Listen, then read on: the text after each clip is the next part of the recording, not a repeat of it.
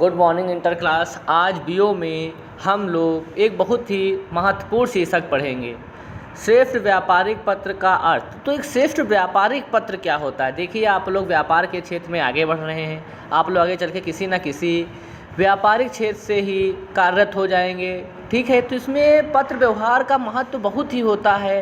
तो श्रेष्ठ व्यापारिक पत्र क्या है? तो श्रेष्ठ व्यापारिक पत्र अपनी भाषा में कहें कि श्रेष्ठ व्यापारिक पत्र वह पत्र होता है जो अपने उद्देश्य को पूरा कर ले, अर्थात जिस उद्देश्य से वह पत्र लिखा जा रहा है उसमें वह पूर्णतः सफलता प्राप्त कर ले, वही व्यापारिक पत्र श्रेष्ठ होता है।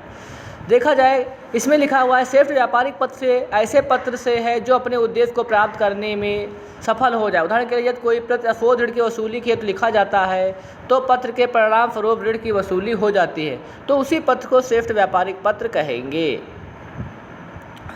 नेक्स्ट देखेंगे, एक प्रभावी व्यापारिक पत्र में मनोवैज्ञानिक पुट होना नितांत आवश्यक है।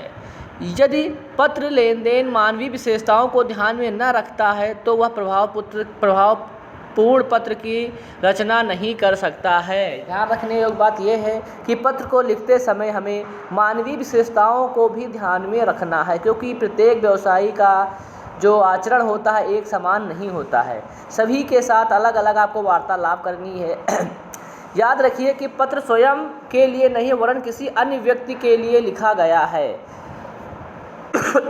ये भी बात हमको ध्यान रखनी, जो पत्र हम लोग लिख रहे हैं वो अपने लिए नहीं लिख रहे, ये पत्र जो है किसी दूसरे के पास जाएगा, वो उसको पढ़ेगा तो उसके अंदर क्या चल रहा है, क्या फीलिंग आएगी, इस चीज़ को भी हमें ध्यान रखना है।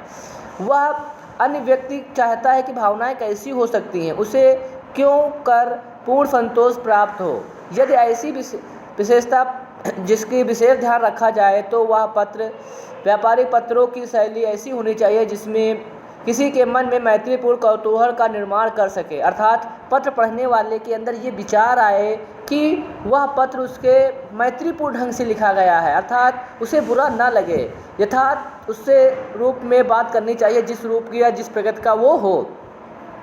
उसका प्रारूप एक वैधानिक प्रलेख की भांति नहीं होना चाहिए और ना ही उसमें घिसी पिटी बातों का उल्लेख करना चाहिए।